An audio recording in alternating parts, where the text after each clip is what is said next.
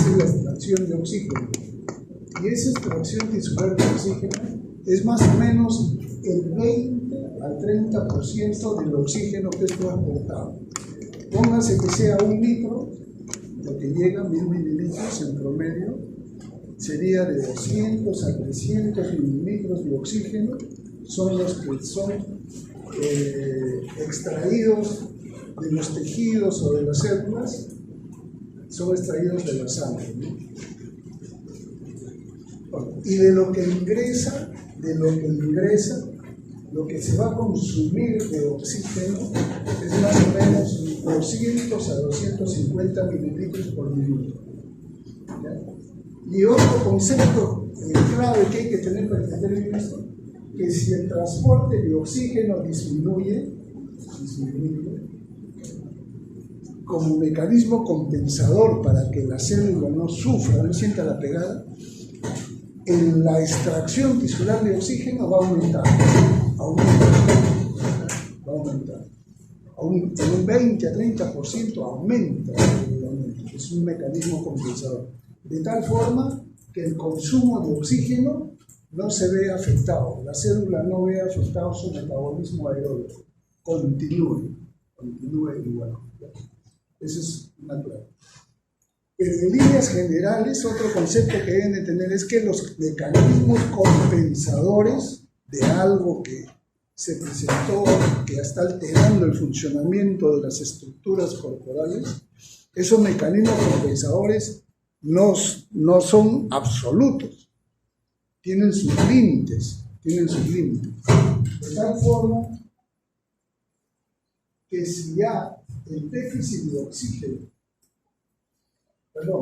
si la extracción de oxígeno sobrepasa cierto nivel, ya el consumo de oxígeno va a descender dramáticamente. Y ese nivel más o menos es cuando ese transporte de oxígeno, el CO2, llega a 300 a 330 mililitros por minuto. Ya no es el litro por minuto, los 1000 mililitros por minuto, sino que bajó casi a la tercera parte. De ahí para abajo ya no se va a cumplir esa regla de que aumenta la extracción de oxígeno y se mantiene el metabolismo aeróbico sin problemas. No, ahí ya se siente la pegada. Entonces, ahí esa es la máxima extracción, pero mayores descensos ya del transporte de oxígeno, ya eso no puede ser compensado. Y en esas condiciones, el consumo de oxígeno va a disminuir, ¿no? Y va a disminuir, como digo, dramáticamente. Se va a llevar a la hipoxia celular. Y va a entrar a otro tipo de metabolismo, que es el metabolismo anaeróbico. Entonces, el principal elemento, viendo, por ejemplo, dentro del grupo de los hidratos de carbono, es la glucosa que entra y que va a ser la productora de energía de la célula.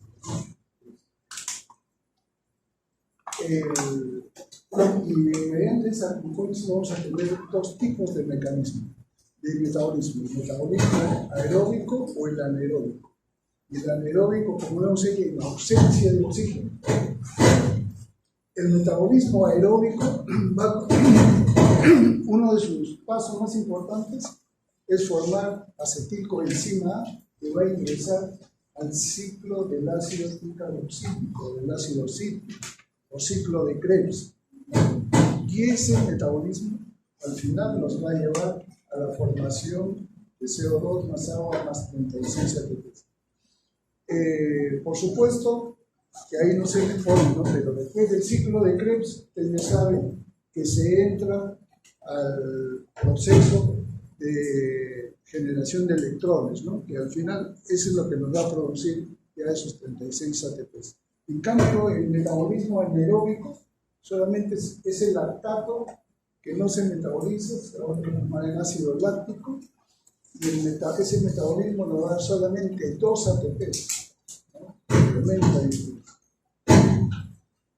Entonces, la integridad y desarrollo normal de las funciones de las células tejidos, órganos y sistemas depende de su capacidad de generar energía.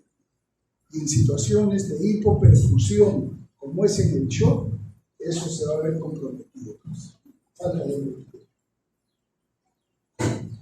Y cuando disminuye la perfusión tisular, entonces vamos a entrar en metabolismo anaeróbico. Va a aumentar tremendamente el ácido láctico y va a haber una acidosis metabólica láctica, estado de acidosis. Cuando se haga el capítulo de nefrología, y precisamente el profesor Víctor, nefrólogo, él va a tocar justo esos temas ya de alteraciones del equilibrio ácido-básico. Pues ahí se va a hablar ya más de... Y una de las más comunes de las acidosis metabólicas es esta, ¿no? La acidosis metabólica. Y va a comprometer el funcionamiento de todo el organismo, pero lo principal, lo básico que tiene que ser es que uno de los órganos que más va a sentir la pegada es el corazón. El miocardio se va a deprimir, va a disminuir su funcionamiento. Va a haber una respuesta vascular disminuida, esa respuesta va a estar disminuida a la acción de las catecolaminas. Y alteración del sistema nervioso central, confusión y que puede concluir en un estado de coma.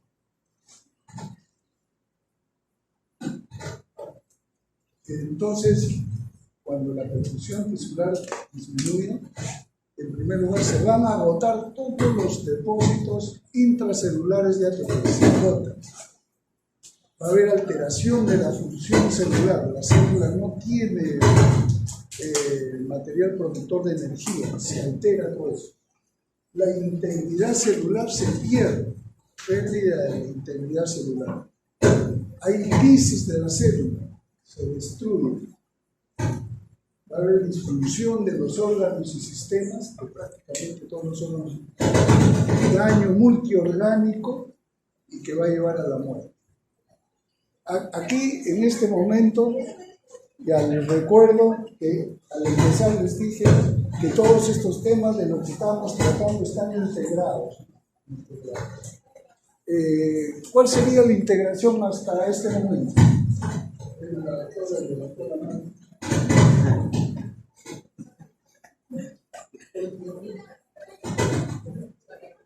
Margarita,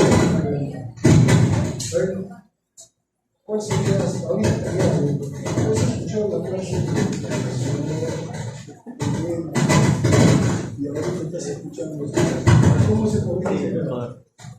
¿Alguien tiene una idea? Bueno, también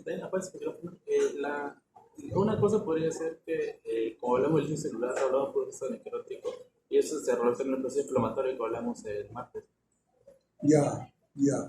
Ahí estamos viendo, ¿no? Hay pérdida de la integridad celular. Se desintegra, se lisa esa célula. Van a desprenderse productos de la membrana celular, productos del núcleo, productos de los endosomas, sustancias que están en el citosol, en el citoplasma, van a salir a la circulación. ¿Y qué van a conformar esos? ¿Qué van a conformar? Yo pensaba que me habían escuchado la clase de inflamación, estaba contento, decía, valió la pena. ¿Qué van a originar? Inflamación.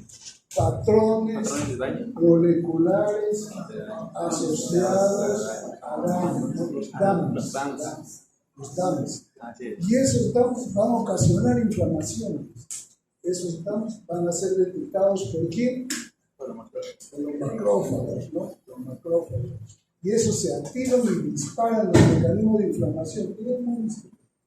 Lo disparan y se van a inflamar.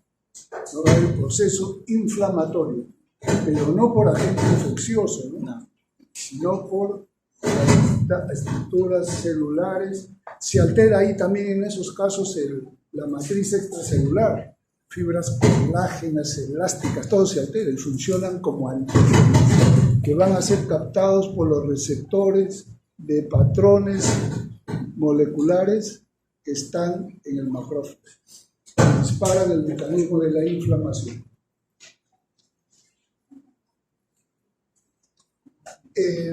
Entonces, para que haya una buena perfusión, uno de los requisitos fundamentales es que la presión arterial sea adecuada, ¿no? Esté normal, la presión arterial.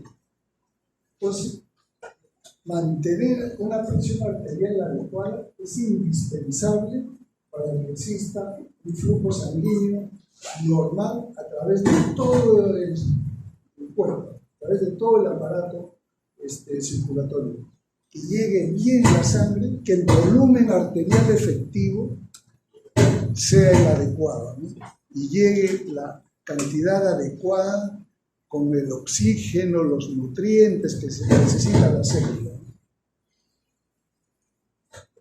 Entonces, y cualquier situación en que se produzca un descenso importante de la presión arterial, entonces va a comprometer la perfusión, la circulación a nivel de la microcirculación se va a ver comprometida y por tanto la oxigenación celular y la nutrición celular también se va a ver comprometida.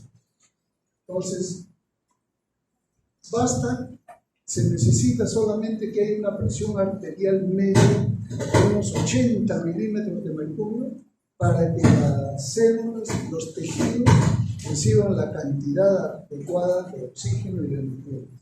Por debajo de esa presión arterial media, ya esa llegada de esos elementos a la célula se va a ver comprometida. Y si eso es severo, ya va a concluir en un estado de shock. Entonces, vamos a ver rápidamente esto, y esto también es una de las cosas que tienen que aprenderse de memoria. La presión arterial. ¿La presión arterial de qué depende? Es el producto del gasto cardíaco con la resistencia periférica.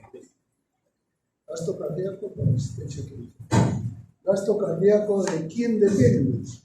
El volumen sistólico, ¿no? La cantidad de sangre que emite en cada contracción del ventrículo izquierdo por cada latido, ¿no? El volumen sistólico. Y de la frecuencia cardíaca. Eso depende. ¿El volumen sistólico de qué? Depende de la precarga, la cantidad de sangre que le lleva y distiende el músculo del ventrículo izquierdo justo al final de la diástole. Cuando ya se llenó ese ventrículo izquierdo, se distiende, eso se llama la precarga. Es la precarga. Eso depende, pues tiene que llegarle la sangre venosa de retorno, ¿no? A ese lado. La precarga. Y esa tiene que ser enviada a toda la circulación por la arteria aorta, ¿no? Tiene que ser enviada. Y eso depende de qué? De la contracción de ese músculo cardíaco. Contracción miocárdica. Ya está. Entonces, eso depende del volumen sistólico. Y la precarga va a depender en general del volumen intravascular, de todo el volumen que está en el aparato circulatorio y de la contracción venosa. Las venas tienen que también contraerse para pasar la sangre hacia el corazón derecho. Y la resistencia periférica, el calibre de las arteriolas son la base anatómica de la resistencia periférica y de la viscosidad sanguínea, de esos dos elementos. Eso deben de sabérselo bien, ¿no? Tengan su libretita, donde sea, ahí lo miran ahí. Entonces, ya con todo lo que hemos hablado hasta ahora, ya estamos en capacidad para entrar ya al tema que nos compete, ¿no? Al shock. Y vamos a ver la clasificación del shock. Entonces, en este cuadrito, vamos a representar eso. Si este es el cuadrito que pusimos del aparato circulatorio, corazón derecho, circulación pulmonar, capilares pulmonares acá, corazón izquierdo, la arteria aorta, sus ramas, sistema capilar sistémico, las células, los tejidos, los órganos, la presencia de sangre, y todo esto tiene que atravesar por el sistema nervioso. Entonces, vamos a empezar con este problema, que es un problema a nivel cardíaco, a nivel del corazón. Si este músculo cardíaco no tiene la capacidad, su miocardio no puede enviar la cantidad de sangre adecuada a toda la circulación, o sea, el débito cardíaco está disminuido, vamos a tener poca llegada a esta circulación capilar sistémica, poca llegada de perfusión a cada célula. Y eso es lo que representa al shock cardiogénico. Todos estos problemas acá y otros, muchos otros, pueden ocasionar shock cardiogénico. Pero uno de los más común, tal vez el más común como causa de shock cardiogénico es el infarto agudo del miocardio. Esa es la causa más común. ¿Ya? Si esto está funcionando bien, y si más bien el contenido de este aparato circulatorio, que es sangre, ese contenido se pierde, pero ¿cómo se podría perder? Por ahí un sangrado, una hemorragia, un accidente hemorrágico, o interno, ¿no? Un cuadro agudo de pérdida de sangre aguda, una hemorragia aguda, o podría ser un estado de deshidratación, paciente que está con diarreas, vómitos profusos, no hay ingesta de líquido, pero vómitos, o grandes quemados que pierden grandes cantidades de agua, va a llevar a este estado también de hipovolemia y que puede llegar, si alcanzan las pérdidas límites, puede llegar a un estado de deshidratación y llevar a una hipovolemia, a un shock hipovolemia. Esta es una causa bien común de shock hipovolémico, ¿no? El otro grupo es el shock distributivo. Hemos dicho que todo esto tiene que estar dando la vuelta acá, ¿no? Circulando. Y la sangre que llega aquí también debe de llegar a... Pero nosotros tenemos nuestros vasos que tienen gran compliance, que digamos, que sirven como reservas de sangre. A ver, ¿qué pasa con esos niños? Están ahí, están haciendo travesuras.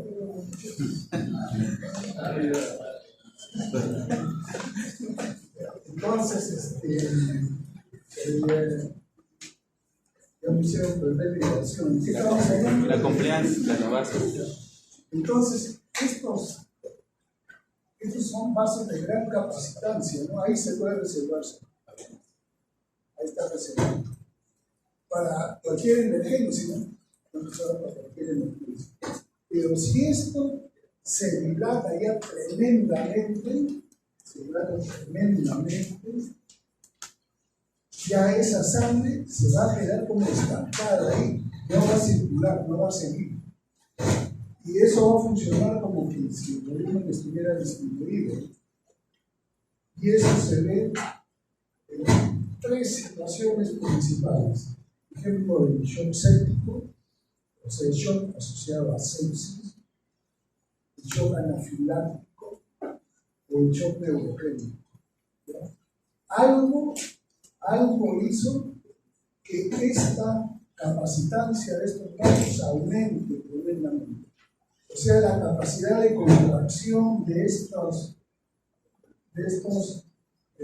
vasos venosos está disminuida. La capacidad de... Para que esto se impulse hacia acá, tiene que contraerse la vena. O que haya una gran vasodilatación. Y eso también, ¿en qué hemos visto que hay gran vasodilatación?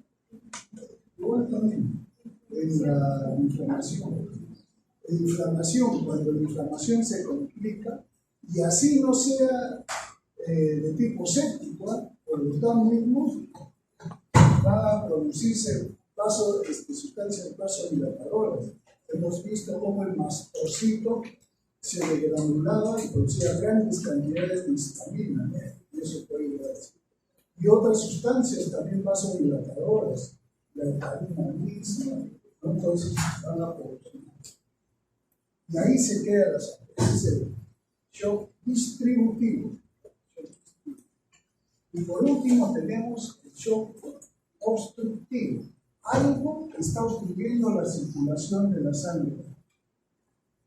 Algo lo obstruye. Y uno de estos es el embolismo pulmonar. Sobre todo la embolia pulmonar masiva.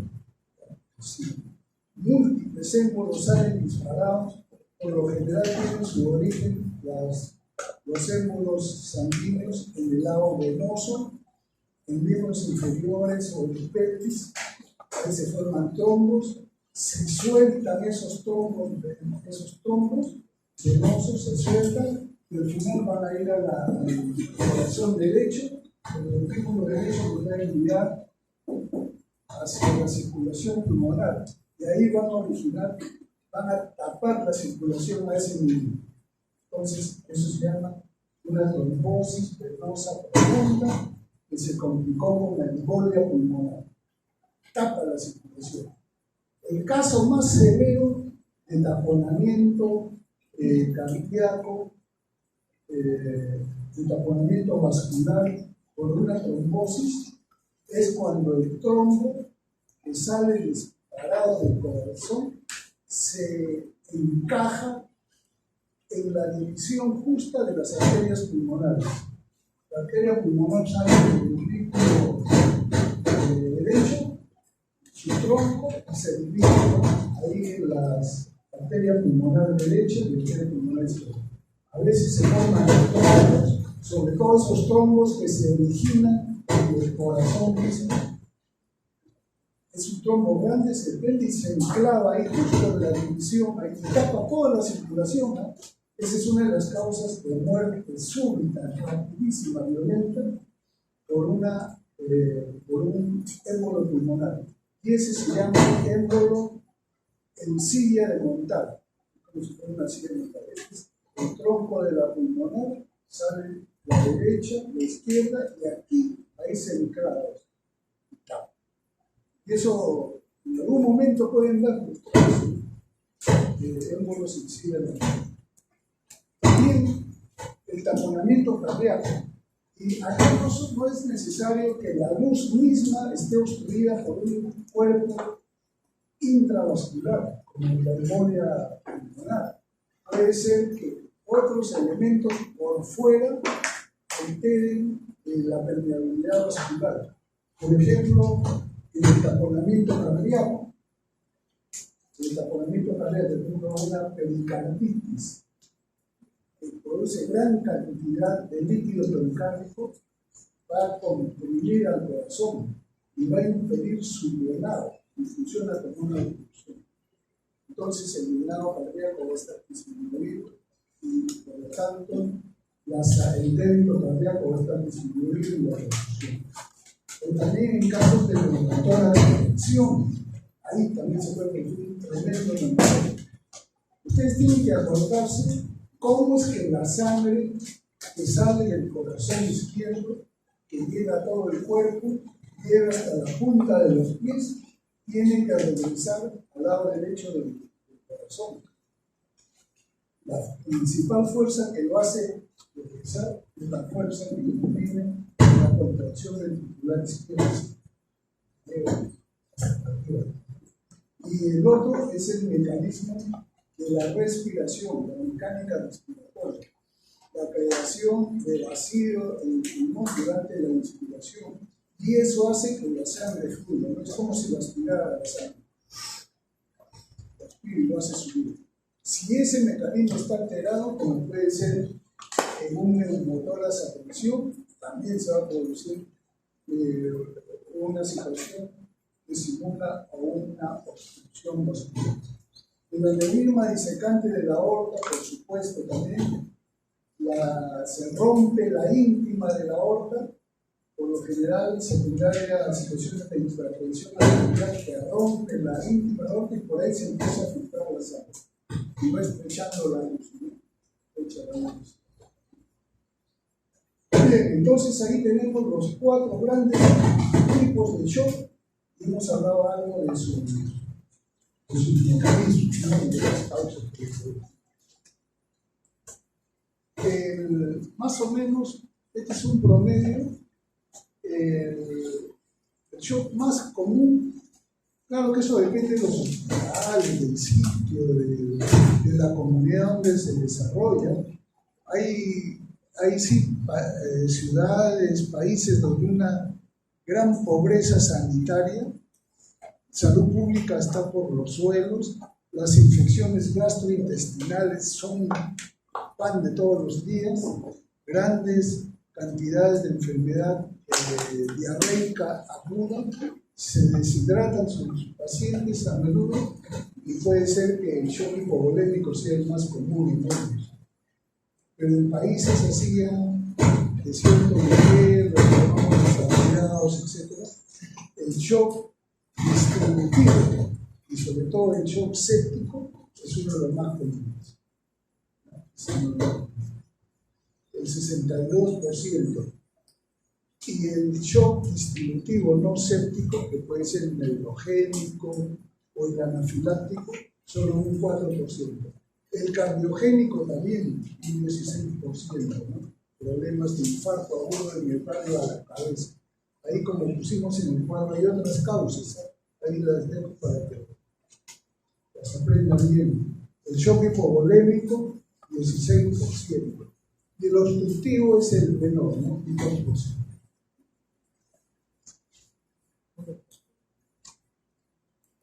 El shock tiene que compensarse,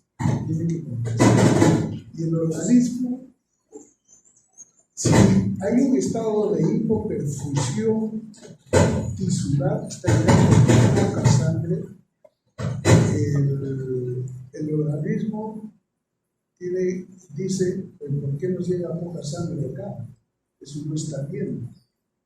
Dice, esto puede ser por dos causas. O el volumen intravascular está disminuido, y así lo va a entender él, porque llega poca sangre a la microcirculación y hay sensores, ¿no? Uno de ellos, de esos sensores, son los varoreceptores, porque la presión disminuye. Entonces, esos son los sensores del sistema simpático. El sistema simpático se va a disparar para tratar de contrarrestar ese efecto simpático. El riñón también va a detectar que está llegando poca sangre. Hemos dicho que en estado de shock, los órganos que son los niños mimados del cuerpo son el cerebro y el corazón, ¿no? El resto se sacrifica, entonces también le llega poca sangre al riñón. Y ahí hay un sistema que también, hay un aparatito que detecta disminuciones de volumen. Claro, el sistema renina y se dispara el sistema renina, es el aparato yuxtaglomerular, ¿no? Ahí también. Ese se activa, también, ese es otro.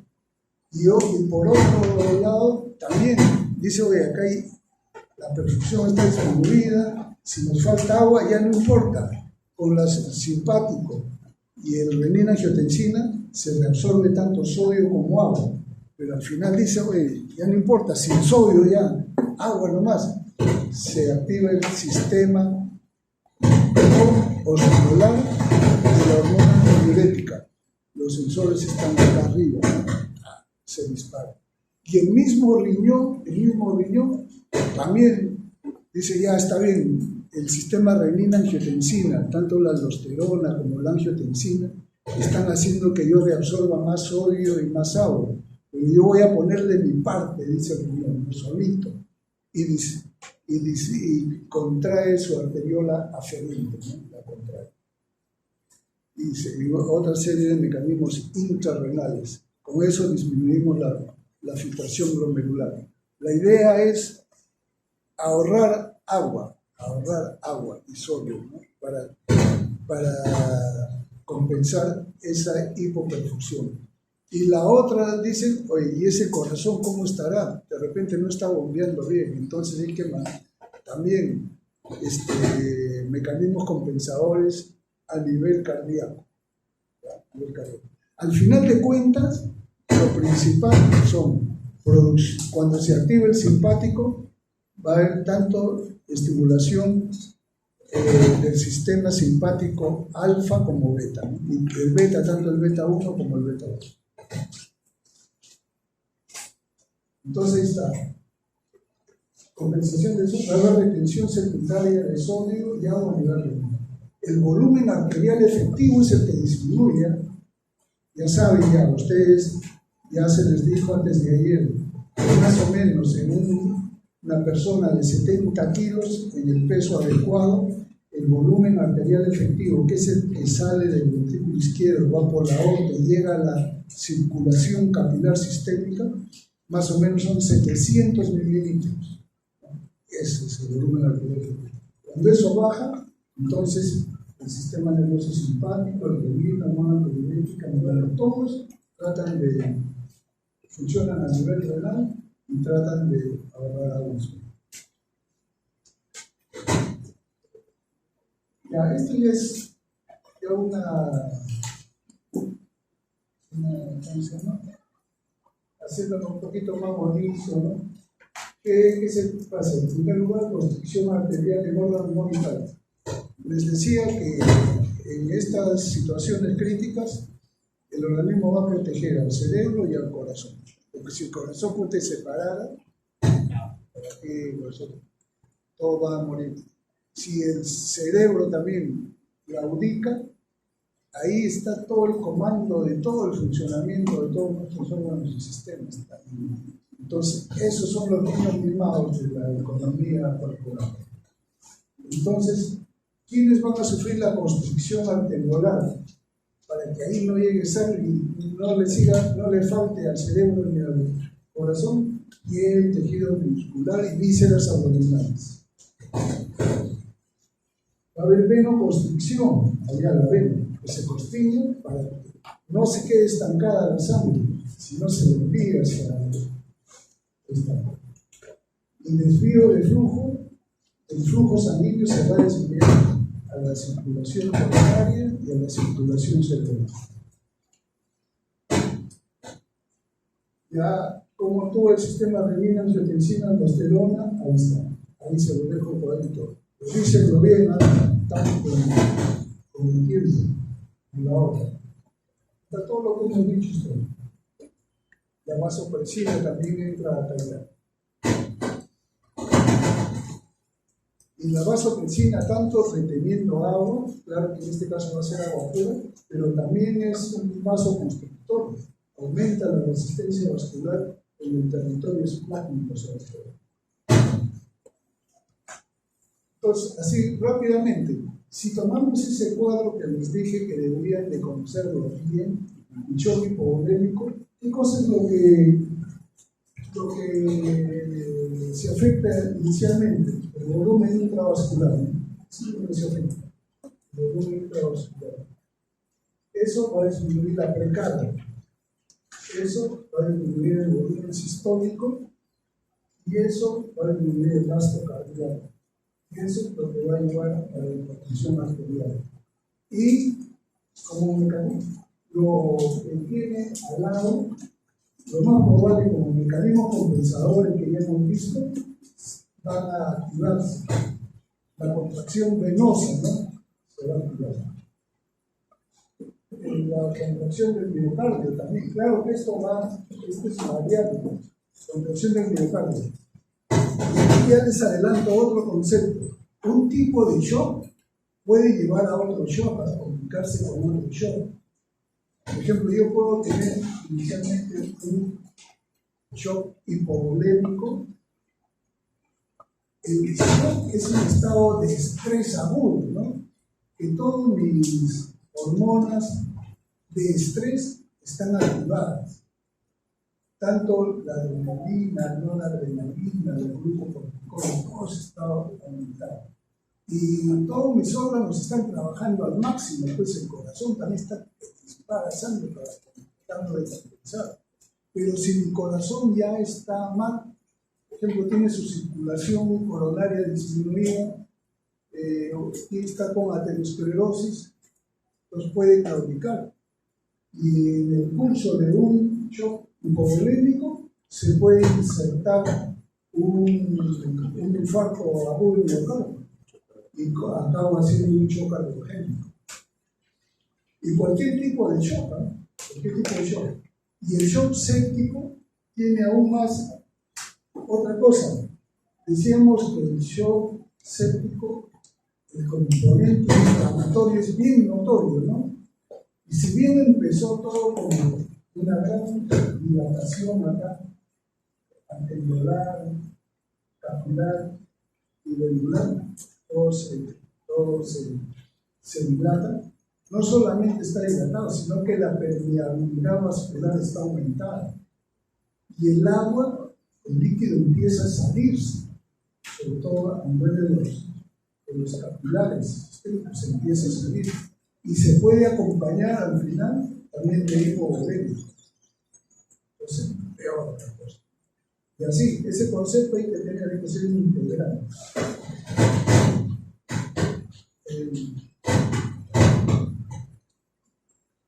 El shock distributivo, como hemos dicho, la contracción venosa arteriolar capilar acá está disminuida. Acá se queda estancada la sangre, no avanza. Y la resistencia periférica, entonces, por lo tanto, va a estar disminuida. La resistencia periférica, ¿no? La resistencia periférica que la dan las arteriolas, ¿no? Ese es el elemento básico generador de la resistencia periférica. Se dilata también y aumenta todo el que lo es. Igualito, en carga baja o en sistólica.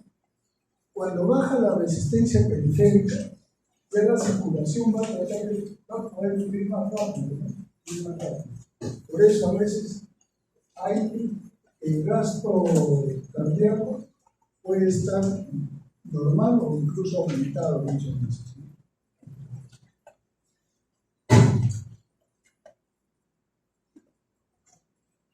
Y en el shock cardiogénico, acá es el problema, ¿no? Disminución de la contracción cardíaca, volumen sistólico bajo, gasto cardíaco, presión arterial baja. Y esto ya funciona como compensación, ¿no? Tratando de compensar las deficiencias de esta parte de. Ese es el shock cardiogénico.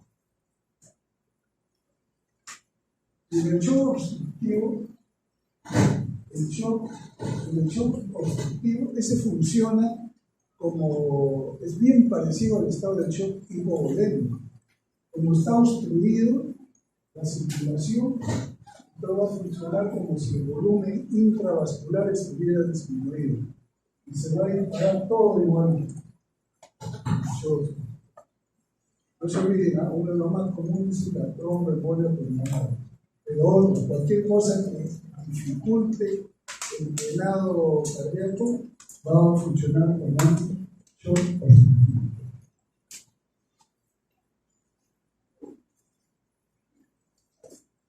La clínica.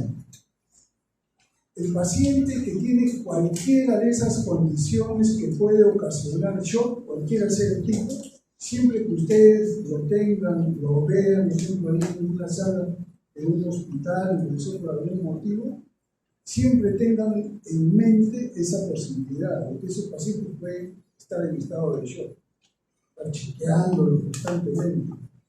Y tener en cuenta también de que el shock en sus estados iniciales puede no dar síntomas. ¿Y por qué no darían síntomas? Porque los mecanismos compensadores están adelantando ahí todo el problema. Pero como hemos dicho, todos los mecanismos compensadores tienen su límite. Llega un momento en que ya no pueden compensar más y se vencen, ¿no? y ya se manifiesta clínicamente a todo dar esa. Por ejemplo, en el precio a proceso compensado están funcionando las respuestas compensatorias. Por ejemplo, mismo, el hipovolemia temprana, yo puedo estar sangrando, perdido 5%, no pasa nada, llego al 10%, todavía nada, ya empiezo más del 10% y ya puedo empezar a tener este manifestación. Pero eso sí, por lo general puede encontrar estar taquicárdico y con vasoconstricción periférica compensatorias, ¿no? Entonces, eso permite que el paciente esté asintomático, con una presión normal, ¿eh? O levemente aumentada incluso, porque los mecanismos compensadores están funcionando, a pesar hasta de un 10% del volumen arterial efectivo. Por lo tanto, el único cuadro clínico puede estar caracterizado por taquicardia, colapso de las venas, sí, ustedes ven las venas, está todo colapsado, ¿no? Normalmente se colapsan las venas cuando ustedes las levantan sus brazos. Por ejemplo, ahí están mis venas bien. Las levanto, se colapsan. No se va a hacer. Pero en estos pacientes están en decúbito y ya las ven colapsadas, ¿no? Por eso hay que buscarlo uno mismo. Ya podría estarnos diciendo que ya este paciente está en un estado de presión. Y si le hago un análisis de laboratorio en esos pacientes en riesgo, sobre todo medir lactatos, pueden estar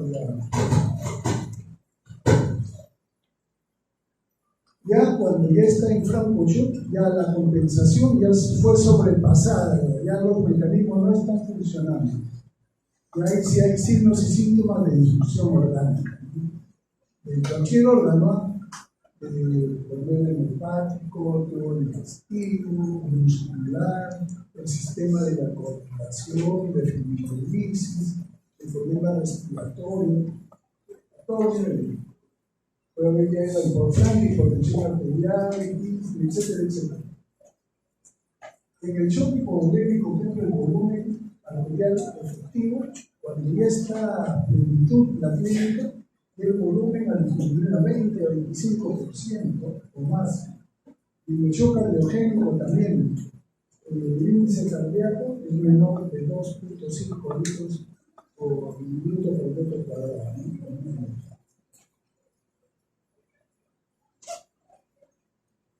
Y esto es lo que le dije, ¿no? Empiezan a aparecer ya de disfunción de diferentes órganos y sistemas, ¿no? La disfunción orgánica.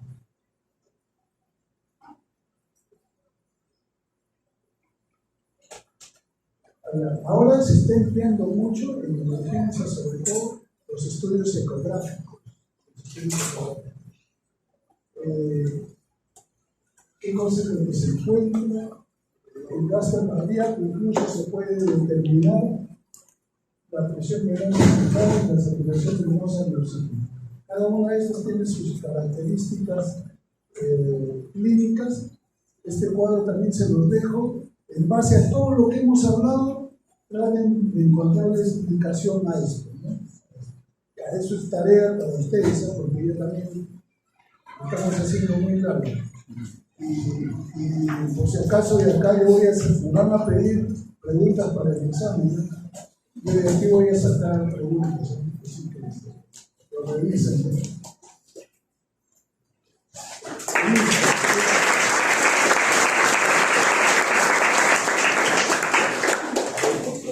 ¿Tienen alguna pregunta?